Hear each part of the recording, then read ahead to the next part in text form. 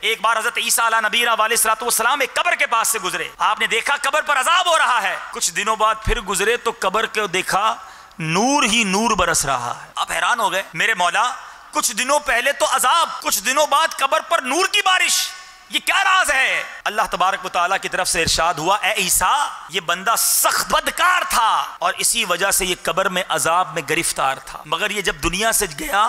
تو اس کی بیوی حاملہ تھی، پریگننٹ تھی، اس کے مرنے کے بعد اس کے یہاں لڑکا پیدا ہوا، لڑکا کچھ بڑا ہوا، آج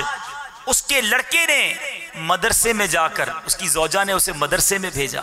اے خوش نصیبوں جن کے بچے قرآن پڑھتے ہیں، حضرت عیسیٰ سے کیا کہا گیا؟ اس کا بچہ مدرسے میں گیا، گناہگار بدکار باپ کا بیٹا جس کو قبر میں عذاب ہو رہا تھا، رب کی طرف سے ارشاد ہوتا ہے، قاری صاحب نے اسے پڑھایا بسم اللہ الرحمن الرحیم، اے عیسیٰ مجھے حیا آئی، جس کا بیٹا زمین کے اوپر مجھے رحمان اور رحیم کے نام سے پکار رہا ہے، اس کے والد کو زمین کے اندر میں عذاب دوں، اے عیسیٰ میں نے اس کے گناہوں کو معاف فرما دیا۔